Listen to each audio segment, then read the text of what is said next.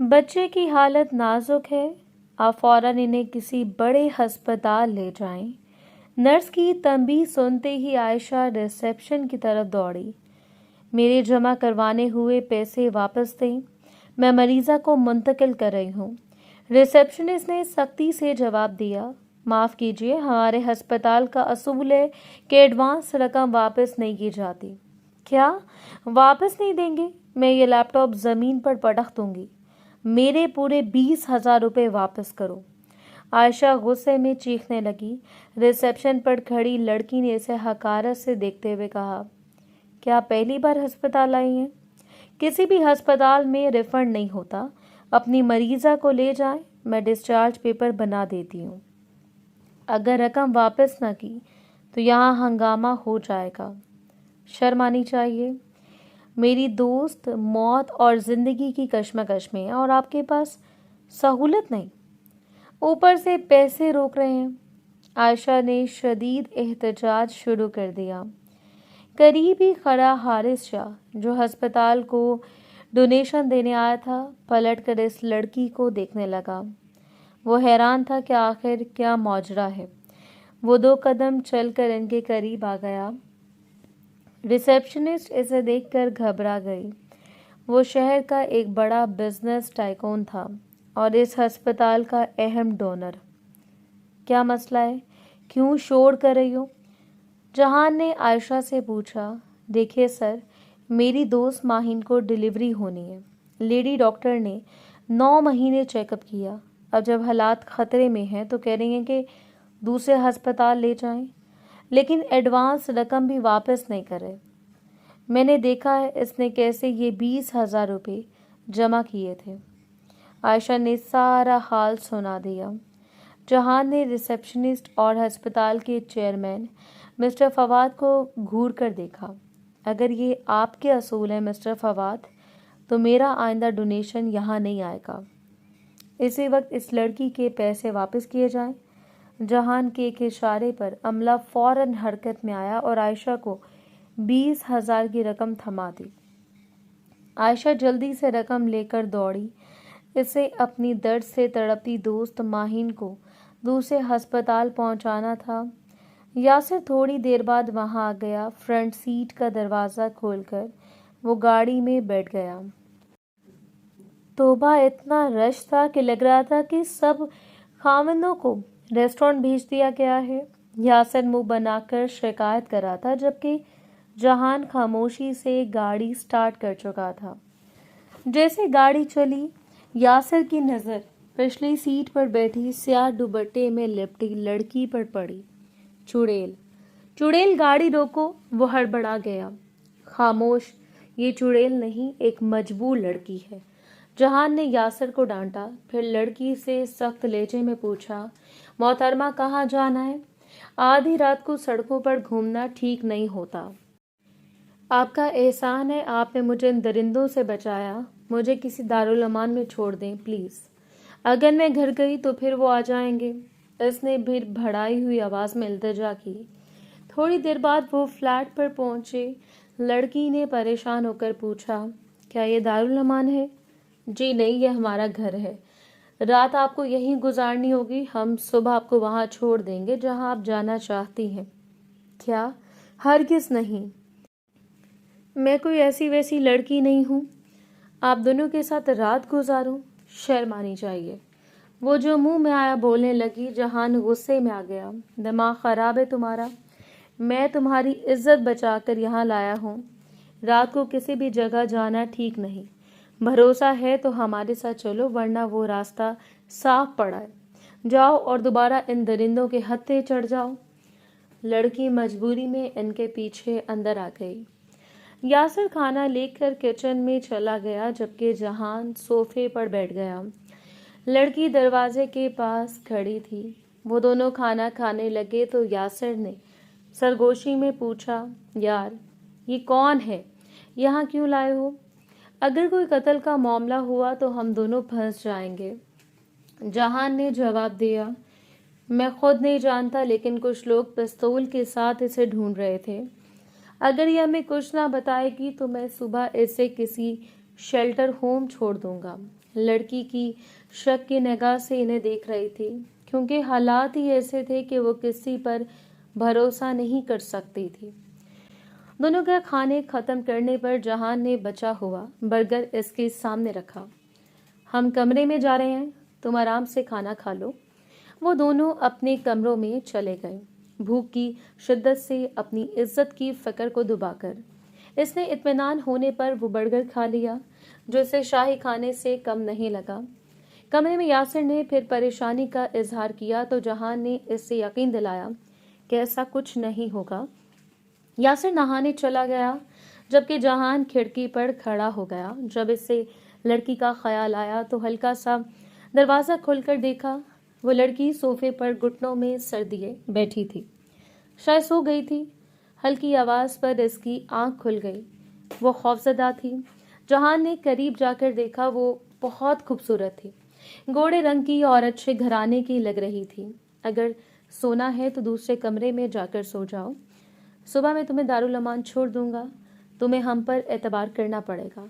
जहान ने नरमी से कहा, नहीं, मैं यहीं पर ठीक हूँ, रात ही तो गुजारनी है, गुजर जाएगी। इसकी आवाज़ पुरकशिश थी। जहान ने नरमी से पूछा, वो पिस्तौल वाले कौन थे, क्या मामला है? इसकी आंखें फटी की फटी रह गईं। वो शाहाना बेगम के आदमी थे। वो मुझे अपने साथ ले जाना चाहते थे क्योंकि मेरा सौदा हो चुका था। मैं अपनी इज्जत का सौदा नहीं करूंगी। इसकी आंखों में आंसू थे। कौन शाहाना बेगम, और ये सौदा किसने किया? जहान हैरान हुआ। मेरे सौतेले भाई ने। डैडी के इंतकाल के बाद इसने धोखे से सारी जायदाद अपने नाम करवा ली और मुझ पर दस्तखत करने का दबाव डाला। जब मैंने इनकार किया तो इसने 3 दिन मुझे कमरे में बंद रखा और फिर ज़बरदस्ती मेरा निकाह करने लगा। मैंने सुन लिया था कि वो निकाह नहीं बल्कि मुझे ख़रीदने आए थे।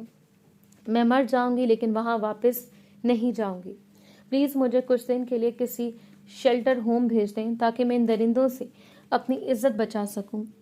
जहान ने रोती हुई मासूम लड़की को देखा तो इसके दिल में एक अजीब सी कैफियत पैदा हुई। इसकी आंखों की सच्चाई और साफ गालों पर बहते आंसू देखकर जहान को सारी बात समझ आ गई कि ये सब दौलत का मामला है।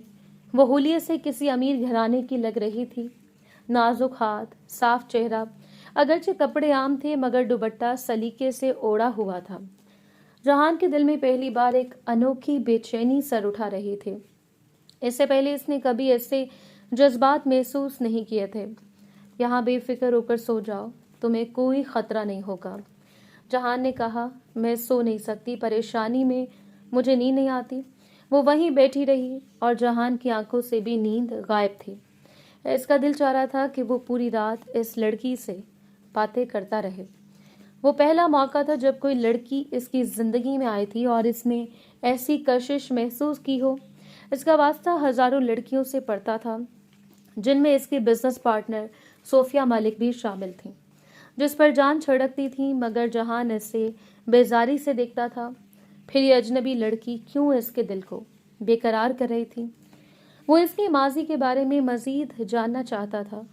तो तुम्हारे वालिद का इंतकाल कैसे हुआ और तुम्हारी सगी माँ जिंदा नहीं है? इसने गुफ्तगू जारी रखने के लिए पूछा। मम्मा तो बचपन में फौत हो गई थी।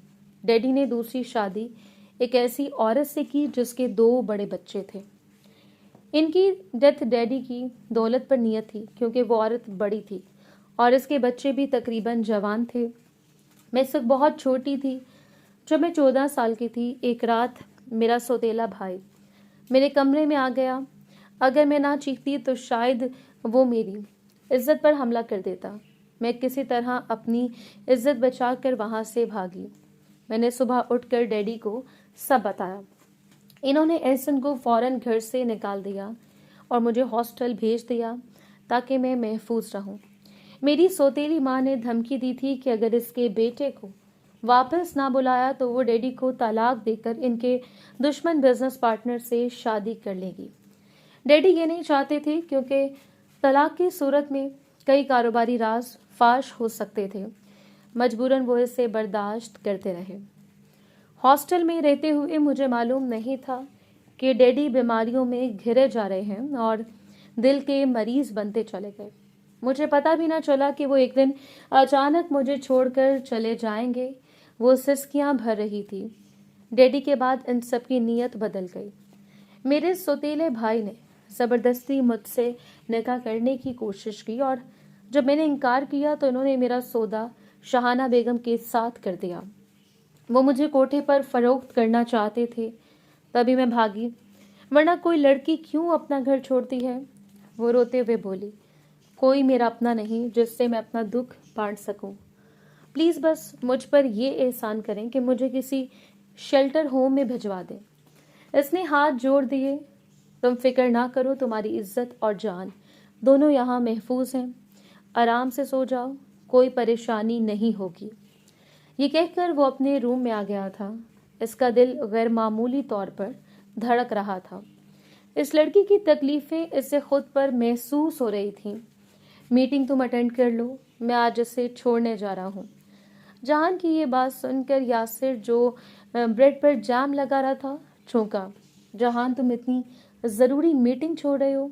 कोई तो ख़ास बात है। इसने हैरत से इसे देखा। क्या मेरी शक्ल पर कुछ लिखा है? जहान गुस्से में बोला, कुछ तो गड़बड़ है भाई, मेरे पेट में दर्द होने लगा है। यासिर ने मज़ाहिया अंदाज में कहा। जहान ने सर झटका।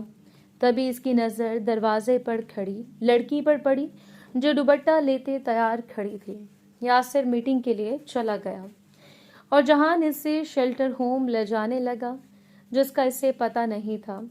जहान किसी से पूछ लेता, मगर इस लड़की को महफूज हाथों में छोड़ना ज़रूरी था। कब तक वो इन दरिंदों से बचकर भटकती रहेगी? वो फ्रंट सीट पर जहान के साथ बैठी थी। जहान धीरे धीरे गाड़ी चला रहा था। इसका दिल चाह रहा था कि वो हमेशा ऐसे ही इसके साथ बैठी रहे। वो बार बार इससे देखता और नजरें चुरा लेता। लड़की खामोश थी। थोड़ी देर बाद वो नीचे उतरा और लड़की से वहीं इंतज़ार करने को कहा। वो अपने एक जानने वाले से शेल्टर होम के बारे में मालूमात लेने लगा। जी साहब जी, यहाँ से 5 मिनट की दूरी पर शेल्टर होम है। वहाँ काफ़ी ख़वातीन पनाह लिए हुए हैं, लेकिन सुना है कुछ महीने से वहाँ गलत काम होने लगे हैं। किसी के पास हकीकी मालूमात नहीं, मगर मेरे इल्म में बस वही एक शेल्टर होम है। जहान शाह ने शुक्रिया अदा किया और मुकम्मल मालूमात लेकर वापस गाड़ी में आ गया। अब गाड़ी इसी सिमत दौड़ रही थी। तभी इसने नरमी से कहा, आपने अपना नाम नहीं बताया। अपना नाम बता दें, मैं अपना फ़ोन नंबर भी दे देता हूँ ताकि कोई भी परेशानी हो तो आप मुझे फ़ोन कर सकें, मुझे अपना हमदर्द समझें। इसके नरम लहजे पर वो दुख से मुस्कुराई। चलें, मेरे अपने ना सही कोई गैर तो होगा जिससे मैं अपना दुख दर्द बांट सकूंगी। इसकी आंखें नम थीं। मेरा नाम माहीन है। आप बहुत अच्छे इंसान हैं। खुदा आपको हमेशा खुश रखे। दुख में मुब्तला वो लड़की इसे दुआएं दे रही थी। जहान के दिल में ठेस सी उठी। वो हमेशा के लिए इससे जुदा होने वाली थी। शायद वो इसे फिर कभी ना देख पाए। थोड़ी देर बाद शेल्टर होम आ गया। जहान ने वहाँ की इंचार्ज से मुलाकात की। वो एक खातून थी जो बड़ी मीठी नज़रों से माहीन को देख रही थी। माहीन सर झुकाए बैठी थी। इंचार्ज लगावट भरे लहजे में बोली, आप बिल्कुल फिक्र न करें, यहाँ और भी बहुत सी लड़कियाँ हैं। ये यहाँ महफूज और मसरूफ़ रहेगी। बेटा जाओ, वो दाएं तरफ जो कमरा है वहाँ तुम्हारी जैसी बेसहारा लड़कियाँ हैं। ऐसा लग रहा था जैसे इंचार्ज जहान को जल्दी से भेजना चाहते हैं। माहीन धीरे धीरे कदम उठाती जहान से दूर होने लगी। जहान का दिल जैसे मुट्ठी में आ गया था। वो भारी कदमों से पलटा और बाहर आ गया। इसका दिल बेवजह बोझल हो रहा था। वही अल्फाज इसके कानों में गूंजने लगे। सुना है कि कई अरसे से वहाँ पर कुछ गलत काम होने लगे हैं। लड़कियों को मजबूर किया जाता है कि वो अमीर मर्दों के साथ रात गुजारें। नहीं नहीं, अगर इस मासूम के साथ कुछ गलत हुआ तो वो शायद मर ही जाएगी। इसके अपनों ने इस पर इतना जुल्म किया है। वो तेज़ी से गाड़ी मोड़ रहा था। गहरे सांस लेता हुआ वो अब तेज़ रफ्तारी से चला रहा था। ऐसे लग रहा था कि इसे माहीन फौरन चाहिए। इसके दिल में जो मोहब्बत जागी थी वो खुद इससे अनजान था। थोड़ी देर में वो इंचार्ज के सामने खड़ा था। वो लड़की जिसे मैं छोड़कर गया था इसे बुलाएं। मैं इसे वापस अपने साथ लेकर जाना चाहता हूँ। ये क्या कह रहे हैं? अभी छोड़कर गए हैं और अब वापस? ये इसके लिए महफूज जगह है, आप इसे कहाँ लेकर जाएंगे? आपने खुद बताया था कि वो बेसहारा है। इंचार्ज को गुस्सा आ रहा था। मैंने कहा ना, इस लड़की को बुलाएं, मैं इसे अपने साथ लेकर जाऊंगा। आप लोगों की शोहरत अच्छी नहीं है, मैं सब जान गया हूँ। जहान की धाड़ पर सबके हाथ पांव फूल गए। इंचार्ज ने फौरन माहिन को बुलाया। चलो लड़की, वो जो नौजवान तुम्हें छोड़ने आया था वही तुम्हें वापस लेने आया है। माहिन हैरान रह गई थी। जहान ने इसे मोहब्बत भरी नजरों से देखा। चलो आओ मेरे साथ, मैं तुम्हें अपने साथ लेकर जा रहा हूँ। वो बुरी तरह डर गई थी। लेकिन क्यों? क्या आप भी इन लोगों के साथ मिल गए हैं? मुझे शाहाना बेगम के कोठे पर लेकर जाना चाहते हैं। मैं हरगिज नहीं जाऊंगी। जहान ने इसे मजबूती से थामा। खामोश। मैं तुम्हें किसी के साथ नहीं भेज रहा, ये जगह भी किसी कोठे से कम नहीं, इसलिए तुम मेरे साथ चलोगी। इसने माहिन का हाथ पकड़ लिया। माहिन फूट फूट कर रो दी। इतनी बड़ी दुनिया में मेरे रहने का कोई ठिकाना नहीं, तो फिर मुझे मर ही जाना चाहिए। ये कहते हुए वो पागलों की तरह भागने लगी। जहान ने एकदम से इसे पकड़कर अपने बाजुओं में दबोच लिया। मैं हूं ना तुम्हारा ठिकाना, फिर क्यों मरने का सोच रही हो? वो हैरान थी। जहान मुस्कुराया। मेरा मतलब है कि माहीन, मैं तुमसे निकाह करूंगा और तुम हमेशा के लिए मेरे हाथों में महफूज हो जाओगी। अब इसके लब खामोश थे, लेकिन जहान की आंखों में गहरी मोहब्बत थी। इसके दिल में उठे ये जज्बात कोई इत्तेफाक नहीं बल्कि खुदा का इशारा था। अब चलो मेरे साथ। जहान ने हक से इसका हाथ पकड़ लिया। यासिर ने फौरन छेड़ना शुरू कर दिया। मैं तो पहले ही कह रहा था कि दाल में कुछ काला है। बकवास बंद करो और निकाह ख्वाह का इंतजाम करो। जहान ने इसे घूरा। जहान ने वालिदैन को बताने से इनकार कर दिया। मैंने अच्छी तरह जानता हूँ, निकाह के बाद मैं खुद ही इन्हें राजी कर लूँगा। मुझे अपना वादा पूरा करना है। इस्लामाबाद की बड़ी मस्जिद में इनका निकाह हो गया। माहीन ने खुद को मजबूत सहारे में महसूस किया और जहान इसे पाकर आसमान की बुलंदियों पर था। 3-4 दिन बाद वो कराची वापस आए। आलिया बेगम शुरू में तो नाराज हुई, लेकिन सारी सूरत हाल जानने के बाद माहीन को कबूल कर लिया। खानदान की तरफ से एक शानदार वलीमे का फैसला हुआ। शहर की मशहूर पॉलर वाली ने माहीन को तैयार किया और जब वो जहान के सामने आई तो वो खुद पर काबू ना रख सका। इसने आगे बढ़कर माहीन की पेशानी चूम ली। बहुत खूबसूरत लग रही हो। आज से पहले निकाह के बावजूद जहान ने इसे नहीं छुआ था, लेकिन आज उनकी मोहब्बत उरूज पर थी और वो दोनों एक हो गए। सोफिया मलिक जो जहान से पिछले 5 साल से इश्क करती थी, इस सब पर अंगारों पर जल रही थी। इसने माहीन के सौतेले भाई हसन सुल्तान जो जायदाद के लिए माहीन को ढूंढ रहा था की मालूमात निकलवाई। नीलम ने एक घिनौनी साजिश रची। इसने झूठी तस्वीरें और झूठा निकाहनामा बनवाकर जहान को दिया और इल्जाम लगाया कि माहीन पहले ही शादीशुदा है और सौतेले भाई के साथ ताल्लुकात में थी। जहान को भड़काने में वो कामयाब रही। सिर्फ 3 दिन की शादी के बाद जहान ने आधी रात को माहीन को घर से निकाल दिया। माहीन सदमे में खामोशी से अपने 2 जोड़े लेकर निकल गई। खाली हाथ आई थी और खाली हाथ चली गई। जहान को थोड़ी देर बाद यासिर के मैसेज से नीलम की साजिश का पता चला तो वो पागलों की तरह माहीन को तलाश करने लगा, लेकिन वो कहीं गायब हो चुकी थी। माहीन सड़कों पर भटक रही थी जब इसे 3 आवारा लड़कों ने तंग किया। वहां से गुजरती एक निडर लड़की आयशा ने उससे बचाया और हॉस्टल में कमरा और नौकरी दिलवा दी। 2 महीने बाद माहीन की तबीयत खराब हुई तो पता चला कि वो हामला है। नौकरी और अपनी हालत को संभालना मुश्किल हो गया। आयशा ने पूछा, अगर वो तुमसे नफरत करता है तो इस बच्चे को क्यों जन्म दे रही हो? माहिन आंसू से बोली, ये गुनाह का नतीजा नहीं, निकाह का समर है। मैं इसे ज़ाया नहीं कर सकती, ये मेरी ज़िंदगी का सहारा है।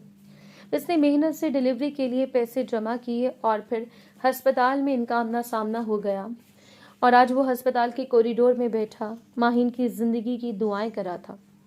बच्चे की पैदाइश हो चुकी थी, लेकिन कोई खुश नहीं था क्योंकि माहिन की हालत नाजुक थी।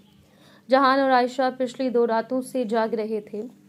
ठीक 5 दिन बाद माहिन ने आंखें खोली। इसने सबसे पहले बच्चे के बारे में पूछा। तभी जहान शाह गुलाबी बच्चे को गोद में लिए अंदर आया। माहिन इसे देखकर हैरान थी। इसके चेहरे पर मुस्कुराहट और आंखों में मोहब्बत थी। जहान ने इसके सामने हाथ जोड़ दिए। क्या मुझे माफ करोगी? मैंने रो रो कर तुम्हारी जिंदगी की दुआएं की हैं। माहिन हैरान थी। तभी दादो, आलिया बेगम, ज़िया और यासर अंदर आ गए।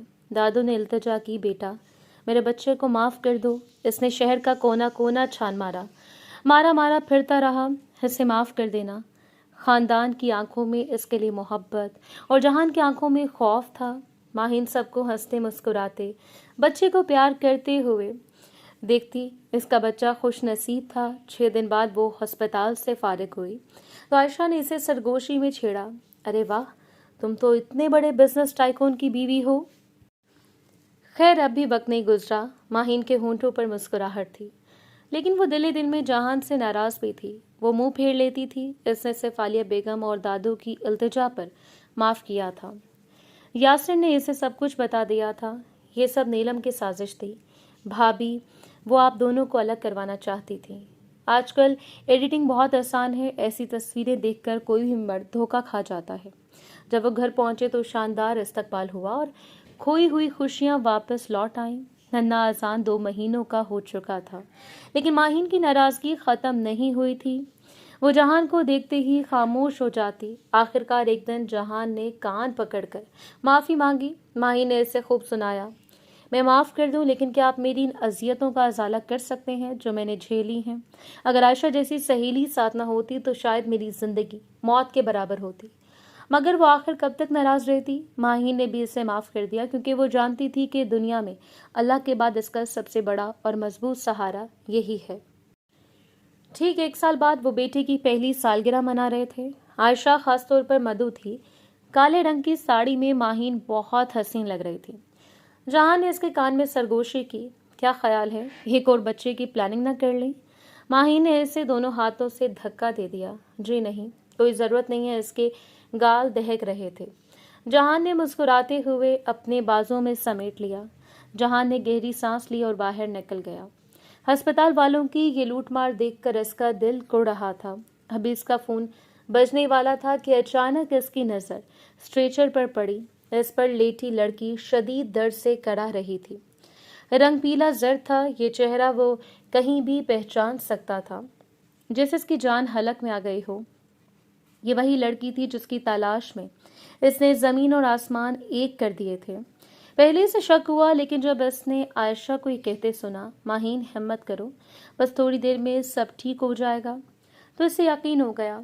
माहिन को एम्बुलेंस में मुंतकिल किया जा रहा था। जहान पागलों की तरह भागा। इस तड़पती लड़की को अपनी बाहों में उठा लिया और गाड़ी की तरफ भागा। आयशा भी गाड़ी में बैठने का इशारा किया। आयशा चिल्ला रही थी, सर ये आप क्या कर रहे हैं? ये मेरी दोस्त है। तुम्हारी दोस्त मेरी जान है। अगर इसे कुछ हुआ तो मैं खुद को माफ नहीं कर पाऊंगा। वो वहशियाना अंदाज में गाड़ी दौड़ा रहा था। आयशा हक्का बक्का थी, जबकि माहीन बेहोश हो चुकी थी। दर्द की शिद्दत से खुद को अजियत में महसूस कर रही थी, मगर अपनी चीखों को दबा रहा था। सिर्फ 10 मिनट में गाड़ी शहर के सबसे महंगे अस्पताल के सामने थी। जहान को देखते ही अस्पताल का अमला हरकत में आ गया। डॉक्टर, इमरजेंसी है। वो दीवानों की तरह पुकार रहा था। माहिन को फौरन ऑपरेशन थिएटर ले जाया गया क्योंकि इसकी हालत बहुत बिगड़ चुकी थी।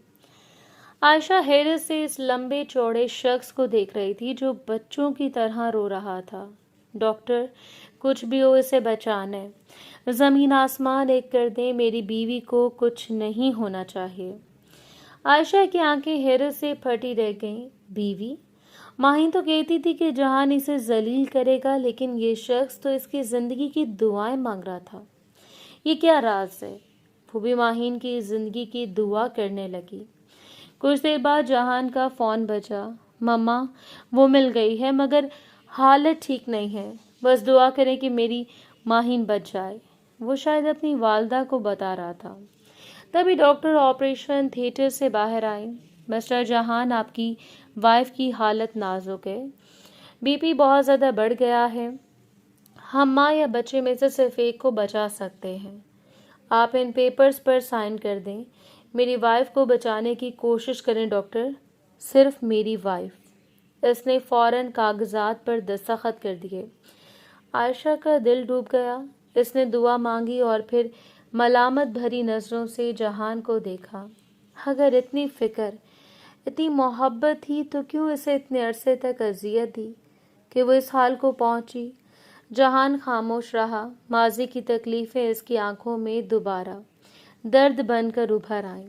تھوڑی دیر میں مما، ضیاء، دادو اور ڈیڈی ہسپتال گئے۔ سبھی پریشان تھے، ماہین کا حال پوچھ رہے تھے۔ مما، وہ حاملہ تھی، اس نے یہ دن اکیلے کیسے گزارے ہوں گے؟ وہ ماں کے گلے لگ کر رویا۔ سبھی اس کی زندگی کی دعائیں کر رہے تھے۔ عائشہ ماہین کے لیے ان سب کی محبت دیکھ کر حیران تھی۔ کل تک جو لڑکی ڈیلیوری کے لیے پانی پائی جو رہی تھی، آج شہر کا امیر ترین شاہ خاندان اس پر پیسہ پانی کی طرح بہا رہا تھا۔ 1 گھنٹے بعد دروازہ کھلا۔ مبارک ہو مسٹر شاہ جہان، بیٹا ہوا ہے لیکن آپ کی مسز خطرے میں ہیں، انہیں ICU میں رکھا گیا ہے، اگلے 24 گھنٹے انتہائی اہم ہیں۔ جہان کو کوئی خوشی نہ ہوئی، اسے صرف ماہین کی فکر تھی۔ والد نے اسے حوصلہ دیا۔ جب ڈاکٹر نائلہ نے بچہ اس کے ہاتھ میں دیا تو اس کے ہاتھ کانپ رہے تھے۔ اس نے اشارہ کیا اور عالیہ بیگم نے ننھے شہزادے کو لے لیا۔ جہان کے قدم ICU کی طرف بڑھ گئے۔ شیشے کے پار لیٹی اپنی زندگی کی دھڑکن کے لیے وہ دعا گو تھا، یہ سب جانتے ہوئے کہ ماضی میں وہ اس کے ساتھ کتنا ظلم کر چکا تھا۔ ایک خوبصورت بہار کی طرح ماہین اس کی زندگی میں آئی اور پھر ایک غلط فہمی نے سب ختم کر دیا۔ اس سازش کا شکار ہو کر اس نے معصوم ماہین کو ذلیل کر کے گھر سے نکال دیا تھا۔ ماضی کی تلخ یادیں اس سے پھر اذیت دے رہی تھیں۔ میں نہیں جانتا تھا کہ تم نے میرے علاوہ بھی کئی لوگوں سے تعلقات رکھے ہیں۔ معصومیت کا ڈھونگ ختم ہو گیا ہے، اسی میں تمہاری عزت ہے کہ سامان لو اور یہاں سے نکل جاؤ، میں تمہیں مزید برداشت نہیں کر سکتا۔ جہان نے نفرت سے کہا۔ ماہین حیران تھی۔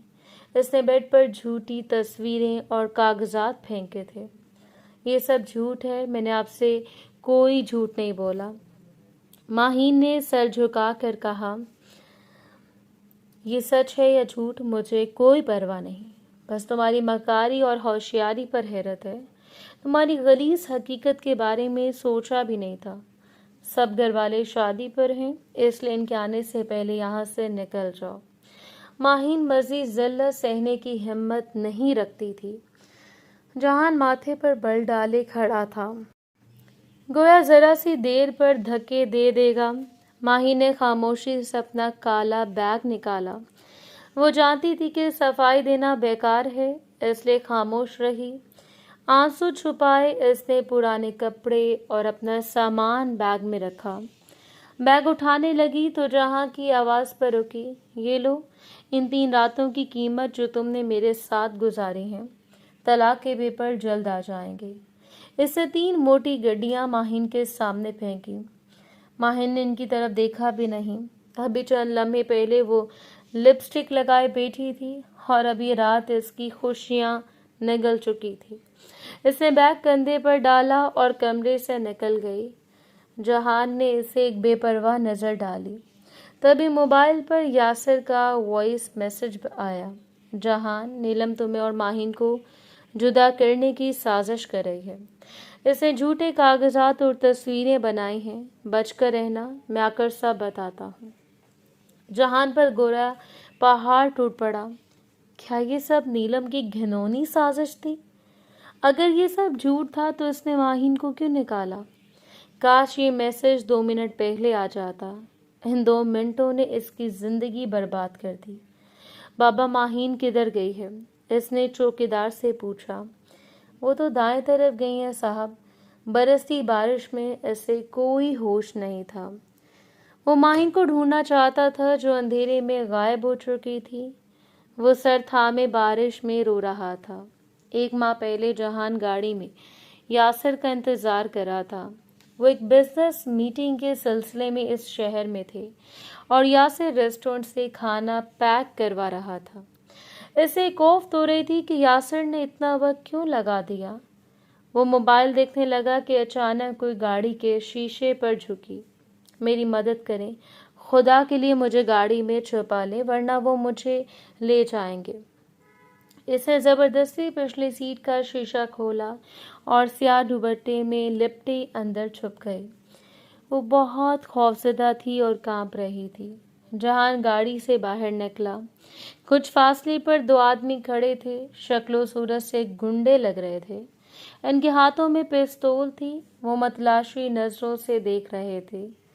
جہان کو بات سمجھ آ گئی۔ پستول چھپائے ایک آدمی اس کے قریب آیا۔ کیا آپ نے ایک لڑکی کو دیکھا ہے؟ کالے کپڑے پہنے، وہ اس طرف گئی ہے۔ جہان نے تیز نگاہوں سے اسے دیکھا۔ مسٹر، پبلک پلیس میں پستول لے کے کھڑے ہونا جرم ہے۔ ہولیے سے آپ گنڈے لگتے ہیں، لگتا ہے اغوا کا ارادہ ہے۔ جہاں کے تیز لہجے پر وہ آدمی گھبرا کر بھاگ گیا۔